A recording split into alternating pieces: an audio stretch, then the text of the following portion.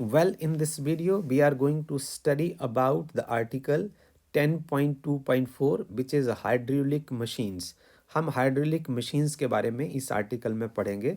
सबसे पहले हम ये सीखने की कोशिश करते हैं कि हाइड्रोलिक का मतलब क्या होता है। तो हाइड्रोलिक मशीन एक ऐसी मशीन होगी जिसमें आप फ्लूइड का इस्तेमाल करेंगे, जो या तो वाटर हो सकता है या ऑयल हो सकता है या कोई और फ्लूइड हो सकता है। तो हम इसमें समझने की कोशिश करेंगे कि यदि हम फ्लूइड में प्रेशर को चेंज करते हैं, जो एक वेसल में डाल के, वेसल में आप फ्लूइड को भर दो। जैसे मान लो आप यहाँ देख लीजिए, आपके पास ये एक वेसल है, यू हैव ए वेसल। आप यहाँ देख लीजिए, आपके पास यहाँ एक वेसल है।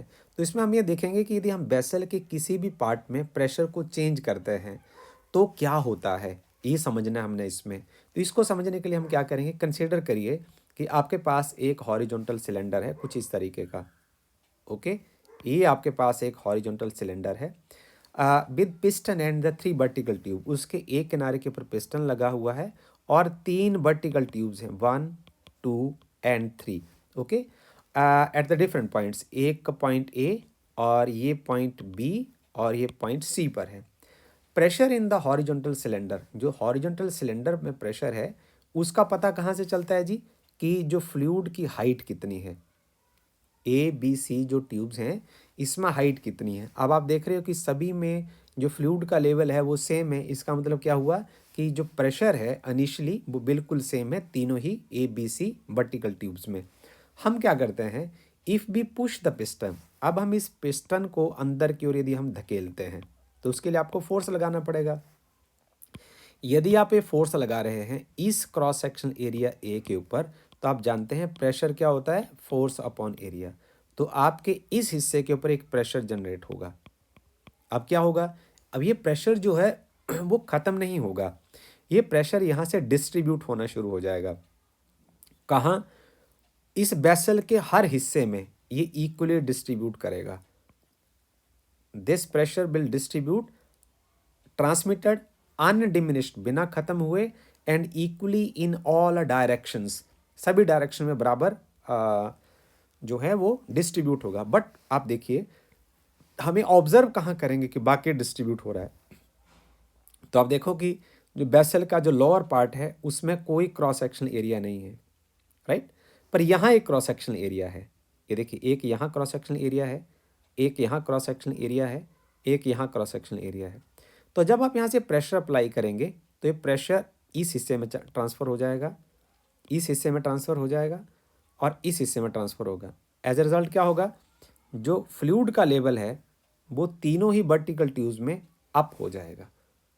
ओके, और यदि मान लो आप इस प्रेशर को डिक्रीज़ करते हैं तो इसी तरीके से ये दोबारा फिर से डिक्रीज़ हो जाएगा।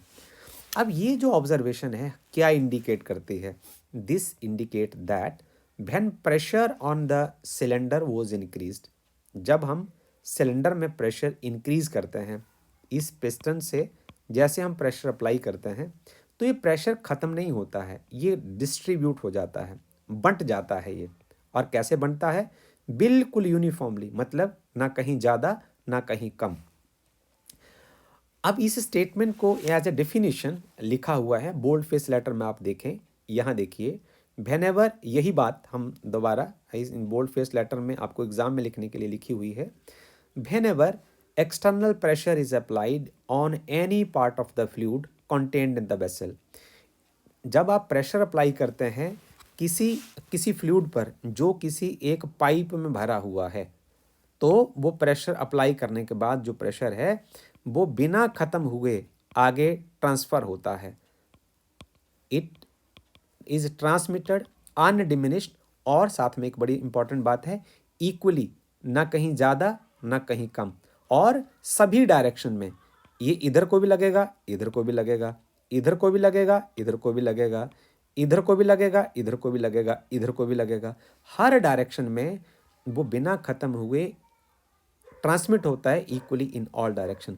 इसी को हम बोलते हैं पास्कल लॉ। और ये कौन सा पास्कल लॉ है, this is the pascal law, काय के लिए, for transmission of the fluid pressure. तो इस पास्कल लॉ में हमें ये जानकारी मिलती है कि यदि आप एक एंड से प्रेशर अप्लाई करते हैं तो वो ट्रांसमिट कैसे होता है, undiminished and equally in all directions, right? So this Pascal law has so many applications in our daily life, and we will study it, these applications one by one. Thank you very much.